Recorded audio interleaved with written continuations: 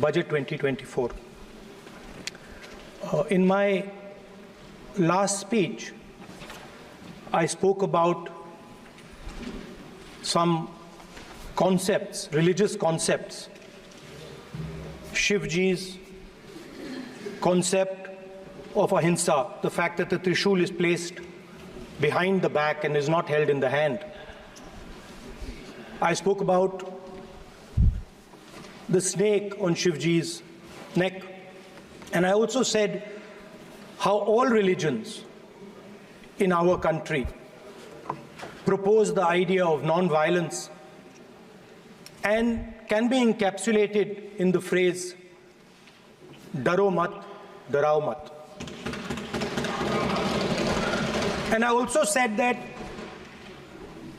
there is an idea beyond the personal, the idea of the Abhay Mudra, that transmits this notion of ahimsa and affection and fearlessness to everybody else.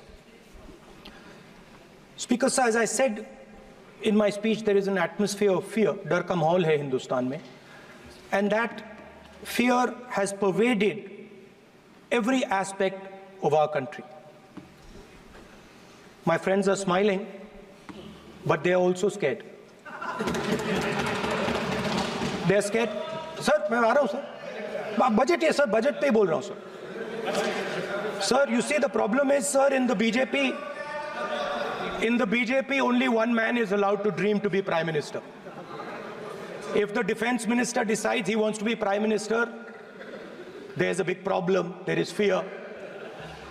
So this fear has been spread throughout the country, and the question I was asking myself was, why is this fear spreading so deeply? Why is it that my friends in the BJP are terrified,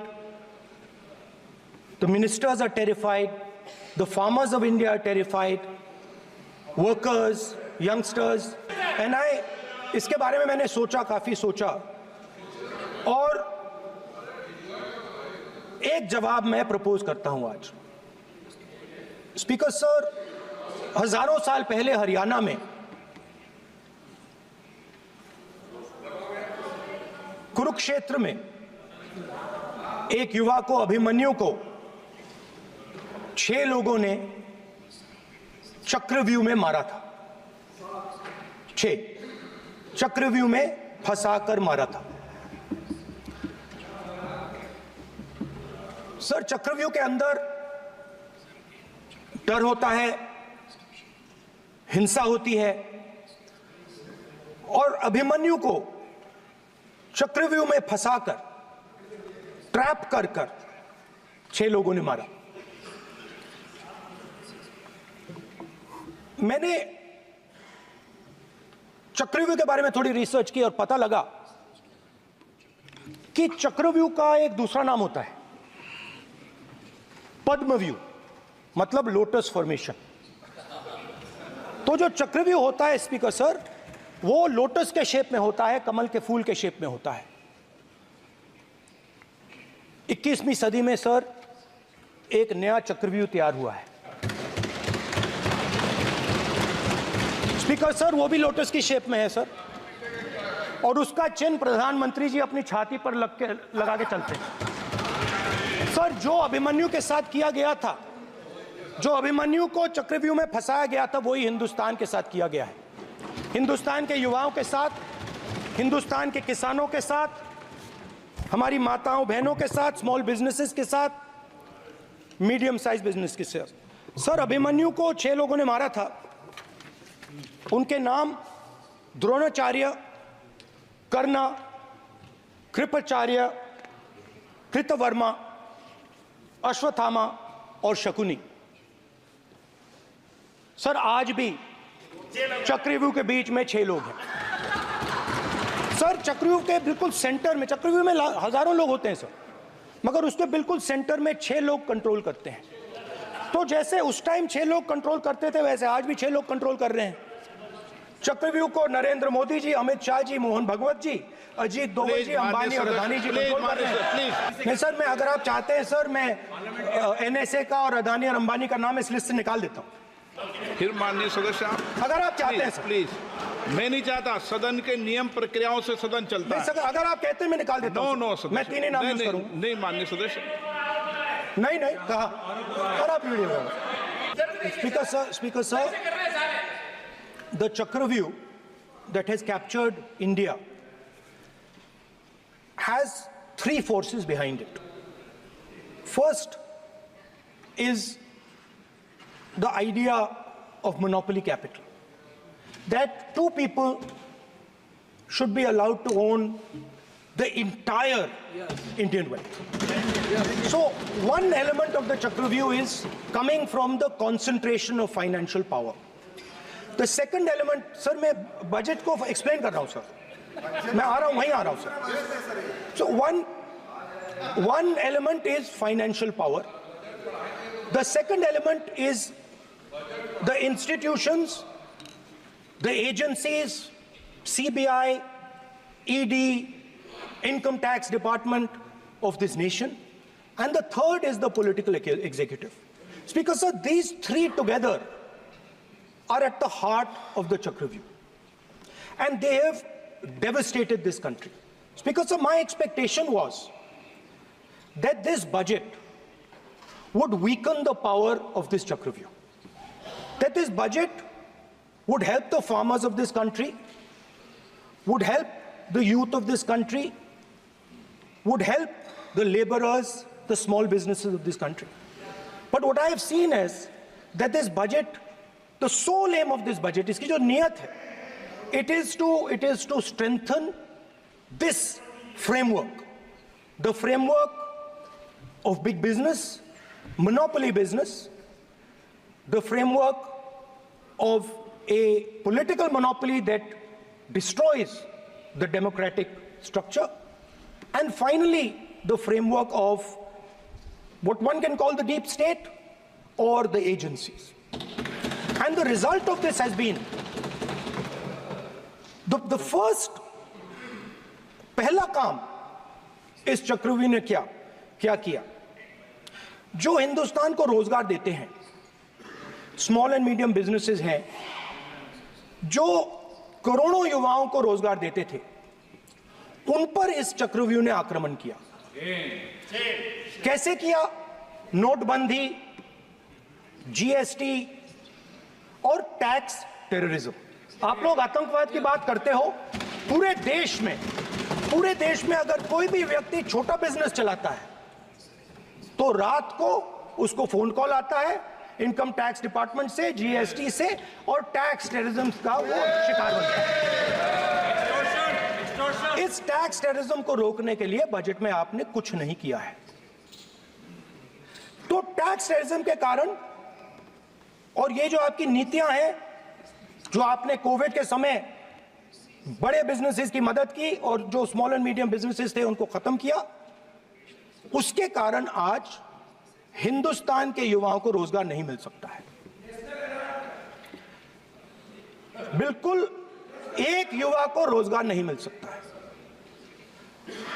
अब finance minister बैठी हैं, अब युवाओं के लिए आपने क्या किया? बजट में आपने इंटर्नशिप प्रोग्राम की बात करी, और यह शायद एक मजाक है, क्योंकि आपने कहा कि ये इंटर्नशिप प्रोग्राम सिर्फ हिंदुस्तान की 500 सबसे बड़ी कंपनियों में होगा, और 99% जो हमारे युवा हैं उनको इस इंटर्नशिप प्रोग्राम से कुछ लेना देना नहीं, कोई फायदा नहीं होने वाला है. तो आपने पहले टांग तोड़ दी और उसके ऊपर आप बैंडेड लगाने की कोशिश कर रहे हैं. मेन मुद्दा आज युवाओं का एग्जाम पेपर लीक है. जहां भी हम जाते हैं, आपने बेरोजगारी का चक्रव्यूह बना दिया इनके लिए, और जहां भी हम जाते हैं वो कहते हैं देखिए बेरोजगारी है मगर पेपर लीक भी होता है. तो आपने एक साइड पेपर लीक चक्रव्यूह, दूसरी साइड बेरोजगारी चक्रव्यूह. पेपर लीक मैं आपको बताता हूं 10 साल में 70 बार हुआ है. अगर आप जानना चाहते हैं, 10 साल में 70 बार हुआ है. पेपर लीक के बारे में फाइनेंस मिनिस्टर ने बजट में एक शब्द नहीं कहा है. युवाओं के लिए पेपर लीक सबसे जरूरी मुद्दा है, उन्होंने एक शब्द नहीं कहा है पेपर लीक के बारे में। एक बार उन्होंने पेपर लीक नहीं कहा, और उल्टा जो एजुकेशन बजट में पैसा देना चाहिए था वो आपने 20 साल में सबसे कम पैसा दिया है। 2.5% of budget is gone to education. Sir, दूसरी तरफ आपने सेना के जवानों को आपने अग्निवीर के चक्रव्यूह में फंसाया। सही बात। इस बजट में अग्निवीरों के पेंशन के लिए 1 रुपया नहीं है। आप अपने आप को देशभक्त कहते हो, मगर जब अग्निवीरों की मदद करने की बात आती है, जवानों को पैसा देने की बात आती है, तो बजट में आपको 1 रुपया नहीं दिखाई देता। उनकी पेंशन के लिए 1 रुपया आपने नहीं दिया। तो उनको आपने अग्निवीर के चक्रव्यूह में फंसाया। उसके बाद सर, जो अन्नदाता हैं वो चक्रव्यूह से निकलने के लिए, आपके चक्रव्यूह से निकलने के लिए जो आपने बनाया 3 काले कानून, जमीन अधिग्रहण बिल को आपने कमजोर किया, उनको आप सही दाम नहीं देते हो। इस चक्रव्यूह से निकलने के लिए उन्होंने आपसे सिर्फ एक चीज मांगी है, 2 चीजें नहीं मांगी है, सिर्फ एक चीज मांगी है। उन्होंने कहा है कि हमें लीगल गारंटीड एमएसपी दे दो। आपने उनको बॉर्डर पे बंद कर दिया, रोक दिया, आज तक रोड बंद है। आप उनसे बात करने को तैयार नहीं है। वो यहां आए, मुझसे मिलने आए, आप उनको अंदर नहीं आने दे रहे थे। स्पीकर साहब, मैं आपको बताता हूं जो मुझे मालूम है। स्पीकर सर, मैं आपको बताता हूं। बैठिए। स्पीकर सर, हुआ क्या, वहां पे सर मुझसे मिलने एक फार्मर का डेलीगेशन आया। मुझे बताया गया कि फार्मर के डेलीगेशन को अंदर नहीं आने देंगे। मैं उनसे मिलने जब गया तब उनको अंदर आने दिया गया था। सर, ये फैक्ट है सर। अब पता नहीं कोई मिसकम्युनिकेशन हुआ, वो अलग बात है, बट फैक्ट ये है कि जब मैं मीडिया के साथ वहां गया तब दरवाजे पार्लियामेंट के, संसद के उनके लिए खुले, उससे पहले वो बंद थे। और ये आप उनसे भी पूछ लीजिए सर। ये टेक्निकलिटी है सर, ये मुझे मालूम नहीं थी। कोई बात। हमारा एक्सपेक्टेशन था कि जो अन्नदाता है, जो सरकार से सिर्फ एक चीज मांग रहा है, लीगल गारंटीड एमएसपी, हमें लगता था कि ये कोई बड़ा काम नहीं है सर, ये इतना बड़ा काम नहीं है। हमें लगता था कि अगर सरकार बजट में इसका प्रोविजन कर देती, अगर बजट में इसका प्रोविजन कर देती, तो जो हमारे किसान हैं जो चक्रव्यूह में, आपके चक्रव्यूह में फंसे हैं, वो निकल पाते। ये हमारी थिंकिंग थी, मगर आपने नहीं किया। तो मैं यहां इंडिया गठबंधन के तरफ से गारंटी देता हूं कि हम ये काम करके दिखा देंगे। जो आपने अपने बजट में नहीं किया, वो मैं हिंदुस्तान के सब किसानों से कहना चाहता हूं, गारंटीड लीगल एमएसपी हम इस सदन में पास करके आपको देंगे।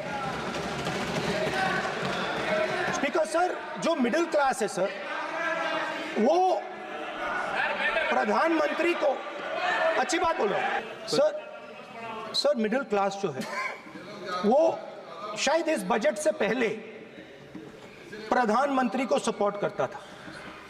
जब प्रधानमंत्री ने कोविड के समय उनसे थाली बजवाई थी, तो उन्होंने दबाकर थाली बजाई, धड़ धड़ धड़ धड़ धड़, थाली बजा बजाई।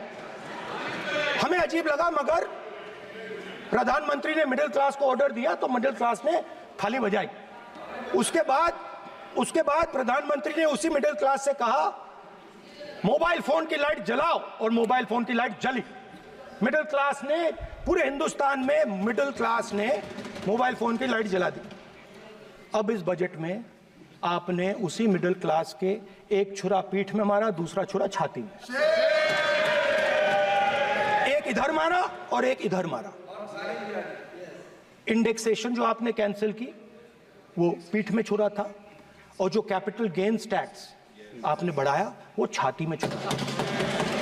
आपने long term capital gains tax को 10% से 12.5% किया, यहां छाती मारी, यहां छुरी मारी, और शॉर्ट टर्म को 15 से 20% छुरी मारी। दुख की बात है, मगर इसमें एक इंडिया गठबंधन के लिए एक हिडन बेनिफिट है। मिडिल क्लास अब आपको छोड़ने जा रही है और इस साइड आ रही है।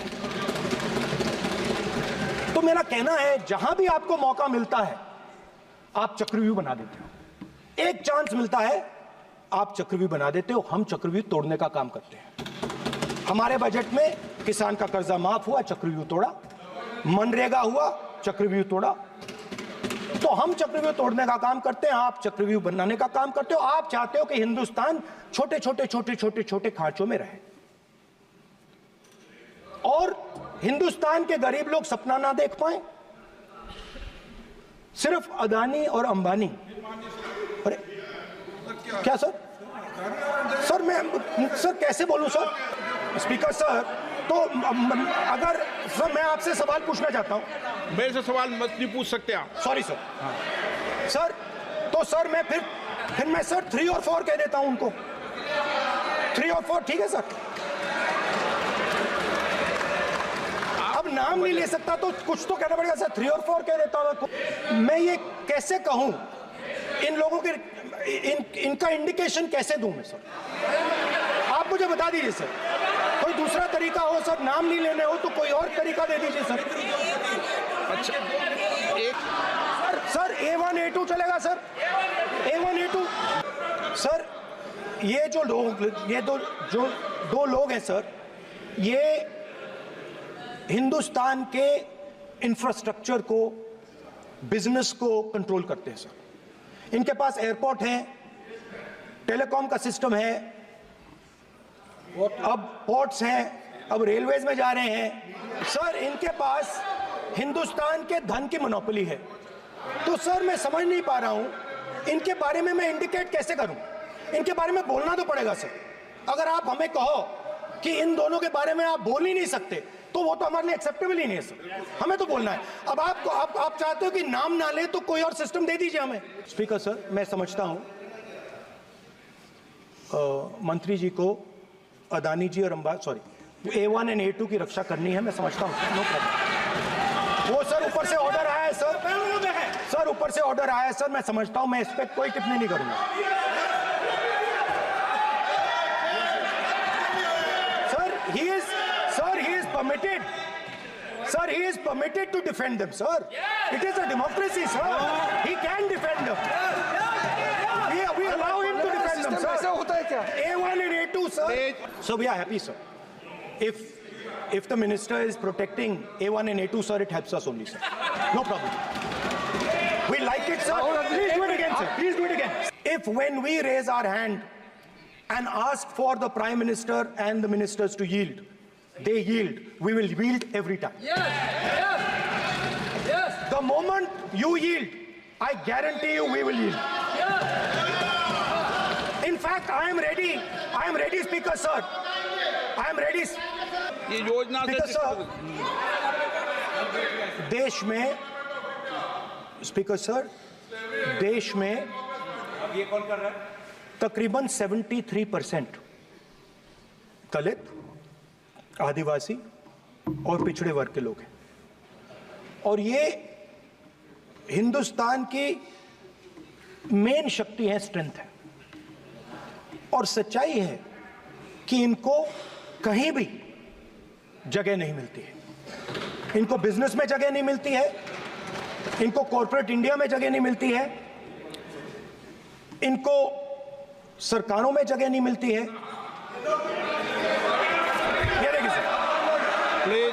सर मैं फोटो दिखा रहा हूँ, एक फोटो दिखा रहा हूँ। एक मिनट, आपने टीवी ऑफ कर दिया सर? नो टीवी कोई ऑफ नहीं है। वो देखिए सर, ऑफ हो गया। मेरा फोटो दिखा, कोई नहीं ऑफ था। सर ऑफ है सर? नो सर दिखाइए सर, एक ऑफ है सर।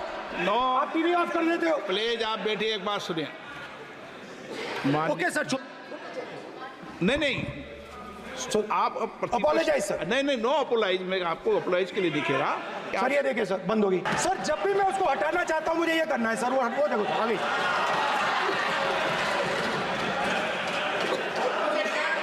क्या डर रहे हैं सर फोटो से? शिव जी के फोटो से डरते हैं सर, इस फोटो से डरते हैं अभी सर। फोटो दिखाना गलत नहीं है सर। आपकी परमिशन लेके परमिशन नहीं है आपकी। सर मैं ये फोटो दिखाना चाह रहा हूं, नियम के तहत मैं समझाना चाह रहा हूं। नियम के तहत परमिशन नहीं है माननीय। अच्छा सर, मैं ये फोटो समझाना चाह रहा हूं सर। इसमें ये जो बजट का जो हलवा है सर, ये बट रहा है। और इस फोटो में सर मुझे एक ओबीसी अफसर नहीं दिख रहा, एक आदिवासी अफसर नहीं दिख रहा, एक दलित अफसर नहीं दिख रहा मुझे। ये हो क्या रहा है सर? सर देश का हलवा बट रहा है सर, और इसमें 73% का एक है ही नहीं सर। ये आप लोग हलवा खा रहे हो और बाकी देश को हलवा मिल ही नहीं रहा है। ठीक है सर, 20 अफसरों ने बजट को तैयार किया, हमने पता लगाया है। 20 अफसर, शांत हो जाइए प्लीज सर। 20 अफसरों ने, उनके नाम मेरे पास है, अगर आप नाम चाहते मैं दे दूंगा। 20 अफसरों ने हिंदुस्तान का बजट तैयार किया है। मतलब हिंदुस्तान का जो हलवा है 20 लोगों ने बांटने का काम किया है। अब स्पीकर सर, उन 20 लोगों में से 90% लोगों में से 90% लोगों में से सिर्फ 2 हैं, एक माइनॉरिटी और एक ओबीसी। और इस फोटो में एक भी नहीं है। मतलब फोटो में आपने पीछे कर दिया, फोटो में तो आने नहीं दिया आपने, कोई नहीं आ सकता। और मैं चाहता था कि बजट में जाति जनगणना की बात उठे, जो पूरा देश चाहता है। 90% हिंदुस्तान जाति, 95% जाति जनगणना चाहता है। कौन चाहते हैं? दलित चाहते हैं, आदिवासी चाहते हैं, पिछड़ा वर्ग चाहता है, गरीब जनरल कास्ट के लोग चाहते हैं, माइनॉरिटी चाहते हैं, सब चाहते हैं, क्योंकि सब लोगों को यह पता लगाना है कि हमारी भागीदारी कितनी है, हमारी हिस्सेदारी कितनी है। मगर सर मैं देख रहा हूं सर, सरकार हलवा बांटती जाती है, और बांटता कौन है? वही 2-3% लोग, और बंटता किसको है? वही 2-3% लोग। और बाकी हिंदुस्तान, 90% हिंदुस्तान देख। फाइनेंस मिनिस्टर मुस्कुरा रही हैं, कमाल की बात है। ये हंसने की चीज नहीं है मैडम, ये हंसने की बात नहीं है, ये जाति जनगणना है, ये जाति जनगणना है। इससे देश बदल जाएगा सर। आपको सर ये जो सर जो पद्मव्यूह वाले हैं, उसको चक्रव्यूह को पद्मव्यूह भी कहा जाता है सर। जो पद्मव्यूह वाले हैं इनको गलतफहमी है, ये सोचते हैं कि देश के युवा, देश के पिछड़े लोग अभिमन्यु हैं। देश के पिछड़े लोग अभिमन्यु नहीं है, अर्जुन है। और वो जो आपका चक्रव्यूह है उसको फोड़ के फेंक देंगे, फेंकने वाले हैं। पहला कदम इंडिया गठबंधन ने ले लिया, आपके प्रधानमंत्री की कॉन्फिडेंस को हमने उड़ा दिया। मतलब आपके प्रधानमंत्री भाषण में आ ही नहीं पा रहे। और मैं आपको एडवांस में बता देता हूं, मेरे भाषण में कभी नहीं आएंगे सर। अरे सर इसमें क्या गलती है सर? सर तो जो पद्मव्यूह वाले लोग हैं सर, जो कमल फॉर्मेशन वाले लोग हैं, उनको हिंदुस्तान का नेचर नहीं समझ आया। हिंसा, नफरत हिंदुस्तान का नेचर नहीं है, चक्रव्यूह हिंदुस्तान का नेचर नहीं है। हिंदुस्तान का नेचर अलग है। हिंदुस्तान के नेचर के बारे में अब मैं आपको बनाना चाहता हूं।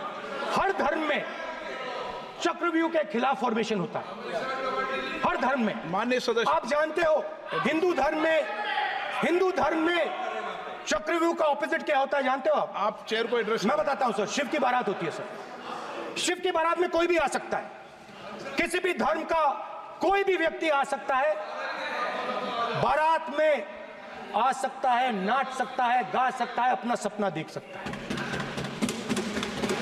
सर गुरु नानक जी, सिखों की बात करी जाए तो सेवा करने से किसी को नहीं रोका जा सकता है, लंगर से किसी को बाहर नहीं फेंका जा सकता है। सर इस्लाम में कोई भी मस्जिद में आ सकता है, चर्च में कोई भी घुस सकता है, संघा में कोई भी आ सकता है सर, मगर इनके चक्रव्यूह में सिर्फ 6 लोग हैं सर। तो ये लड़ाई शिव की बारात और चक्रव्यूह के बीच में है। हम चक्रव्यूह तोड़ते हैं, हम चक्रव्यूह तोड़ने का काम करते हैं। मनरेगा, हरी क्रांति, आजादी, कॉन्स्टिट्यूशन, ये चक्रव्यूह को तोड़ने के काम है। इससे देश में खुशी आती है, डर मिटता है, कॉन्फिडेंस आती है।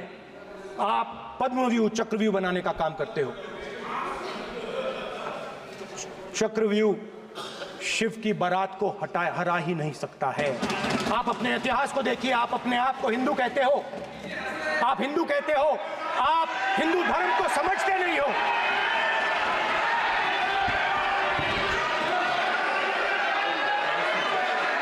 आप चक्रव्यूह बनाने वाले लोग हो।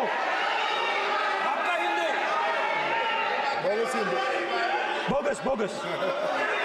स्पीकर सर, तो अंत में मैं ये कहना चाहता हूं, अब शांत हो जाए, खत्म कर रहा हूं सर, घबराइए मत, डरो मत, डरो मत। स्पीकर सर, सर कुछ महीने पहले सर, मैं जो आपने चक्रव्यूह, स्पीकर सर, जो चक्रव्यूह बनाए गए हैं, नहीं, कोई अपमान नहीं किया, मैंने कोई अपमान नहीं किया, मैं कर नहीं सकता कभी, जिंदगी भर मरने तक मैं अपमान नहीं कर सकता। क्या बात कर रहे हो आप, क्या बात कर रहे हो सर? तो आपने ये छोटे छोटे चक्रव्यूह बना रखे हैं, मैं इनको समझने की कोशिश करता हूं अपने छोटे से तरीके से। कुछ महीने पहले मैं 6-7 घंटे बढ़इयों के साथ काम किया। वहां विश्वकर्मा जी थे, उनसे मैंने एक सवाल पूछा। मैंने उनसे कहा कि आपको किस चीज से दुख होता है, किस चीज से आपको दर्द होता है? उन्होंने मुझे कहा, राहुल बात सुनिए, आपको समझ आ जाएगी, बात सुनिए, समझिए। सर इंटरप्ट कर रहे हैं सर। अब तो मैंने विश्वकर्मा जी से पूछा कि आप यहां सालों से बढ़ई का काम कर रहे हो, आप सालों काम पूरे देश में, अगर आप देखोगे मिलेंगे, ढूंढो, आपको अपने घर में नहीं मिलेंगे, पूरे देश में मिलेंगे, ढूंढो जाके। तो मैंने उनसे पूछा, विश्वकर्मा जी आपको दर्द किस बात का होता है, दुख किस बात का होता है? तो उन्होंने कहा, राहुल मैं ये टेबल बना रहा हूं, मगर राहुल जी कहा, राहुल जी अब कहा वो मुझे अच्छा नहीं लगा, वो मुझे अच्छा नहीं लगा, मगर कहा सच्चाई है। तो उसने कहा, राहुल जी मुझे दुख इस बात का होता है, मुझे दुख इस बात का होता है कि मैं ये टेबल बनाता हूं, मगर जिस शोरूम में ये टेबल रखी जाती है उस शोरूम में मैं अंदर जा ही नहीं सकता। कुछ ही दिन पहले सुल्तानपुर के रास्ते पे मैं एक भाई के साथ, मोची भाई के साथ बैठा, उससे मैंने ये सवाल पूछा, आपको दुख किस बात का होता है? कहता है, राहुल जी मेरा सम्मान सिर्फ मेरे पिता ने किया था और किसी ने नहीं किया। तो मेरा कहना है सर, ये जो आपने चक्रव्यूह बनाया है, इस चक्रव्यूह से करोड़ों लोगों को नुकसान हो रहा है, दर्द पहुंच रहा है, और हम इस चक्रव्यूह को तोड़ने जा रहे हैं। और तोड़ने का सबसे बड़ा तरीका, जिससे आप लोग डरते हो, कांपते हो, वो है जाति जनगणना। और जैसे मैंने कहा था कि इंडिया गठबंधन गारंटीड लीगल एमएसपी इस सदन में पास करेगी, वैसे ही मैं कह रहा हूं, आपको अच्छा लगे ना लगे, जाति जनगणना इस हाउस में, इस सदन में पास करके हम आपको दिखाएंगे। स्पीकर सर, जाति जनगणना से ये जो छोटे छोटे खांचे आपने बनाए हैं, ये जो आपने सिस्टम बनाया है, चक्रव्यूह का सिस्टम बनाया है, ये टूट जाएगा।